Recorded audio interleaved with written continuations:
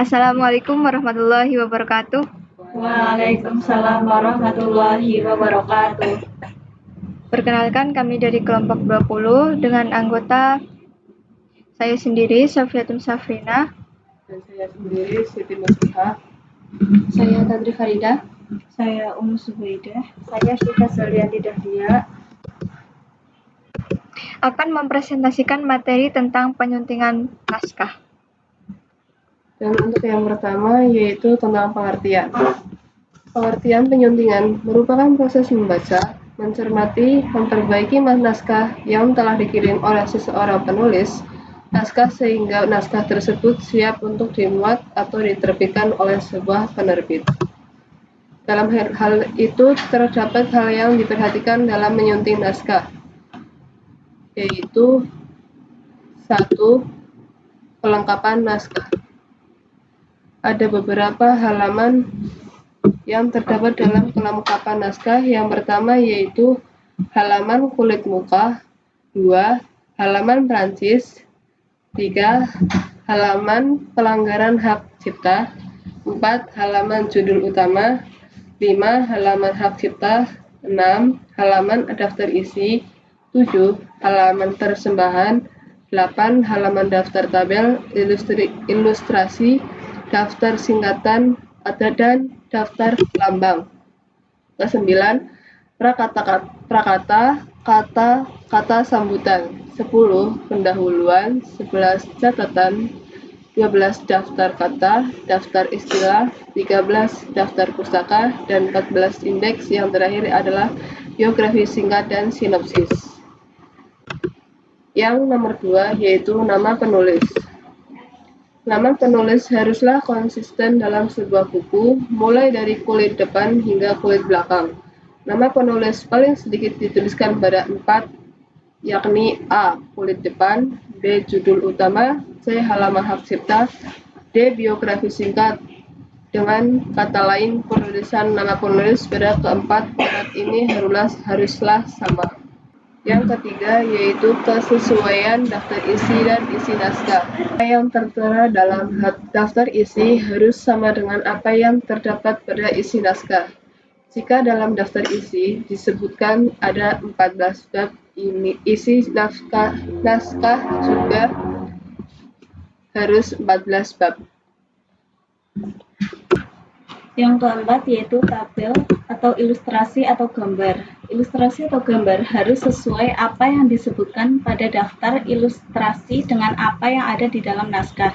Jangan sampai ada ilustrasi atau gambar keliru penempatannya. Yang kelima yaitu prakata atau kata sambung atau kata pengantar. Penyuntingan naskah harus memastikan apakah prakata atau kata sambutan atau kata pengantar itu sudah ada atau belum.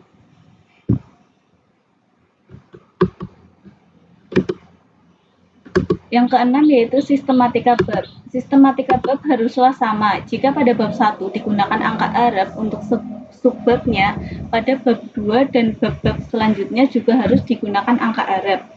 Yang ketujuh yaitu catatan kaki. Catatan kaki ditempatkan pada kaki bawah halaman. Jika penulisan naskah belum berpengalaman membuat catatan kaki atau catatan, penyuntingan naskah dapat menyarankan pada penulisan naskah bentuk mana yang dipakai.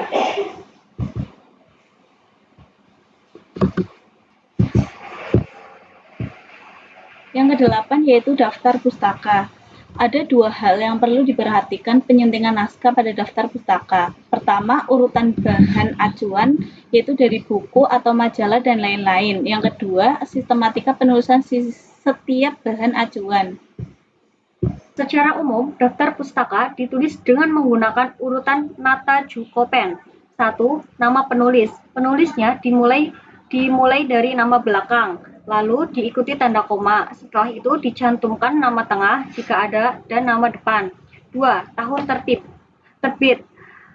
Tahun terbit dapat dilihat di halaman awal setelah halaman judul. 3. Judul buku. Tulisan judul buku secara lengkap sesuai dengan yang tertera pada sumber. 4. Kota terbit.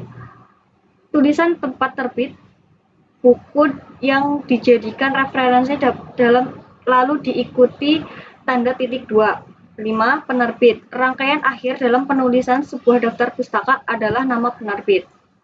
9. Daftar kata atau istilah. Biasanya, daftar kata atau istilah itu sudah disertakan penulisannya.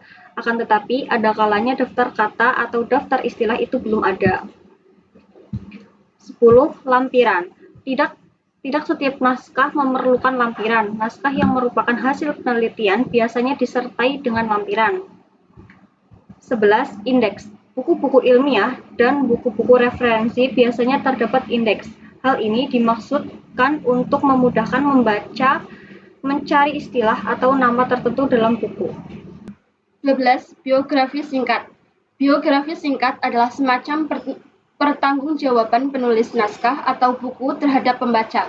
Biografi singkat ini menunjukkan bahwa penulisannya betul-betul ada dan tidak fiktif. Kemudian 13. Sinopsis. Setiap buku hendaknya mempunyai sinopsis yang berisi ringkasan dari isi buku.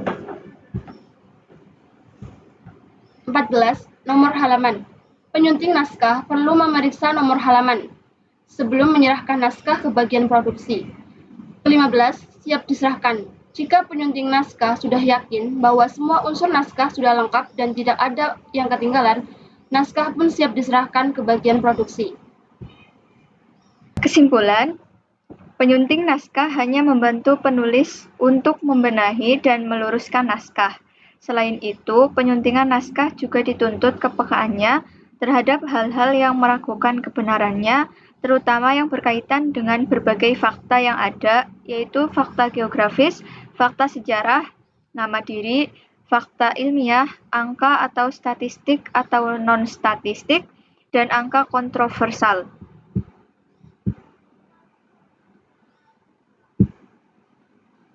Terima kasih. Sekian presentasi dari kelompok 20. Apabila ada yang mau ditanyakan, silahkan bisa ditanyakan. Perkenalkan, nama saya Zuhrufia Khairunisa dari kelas 1 ADRA. Izin bertanya untuk kelompok 20.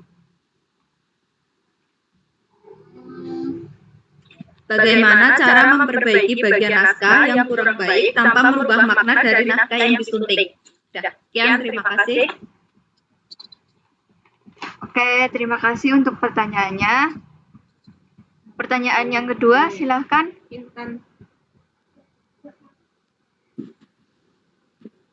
Assalamualaikum warahmatullahi wabarakatuh. Perkenalkan, nama saya Nur Intan Zainalwati. Ingin bertanya bagaimana hubungan antara penyunting naskah dengan penyunting kode etik dan Undang-Undang Nomor 19 Tahun 2012 tentang hak cipta. Baik, terima kasih untuk pertanyaannya. Izinkan kami untuk diskusi untuk menjawab pertanyaan dari kalian. Baik, saya akan menjawab pertanyaan dari Zuhrufia Khairunisa.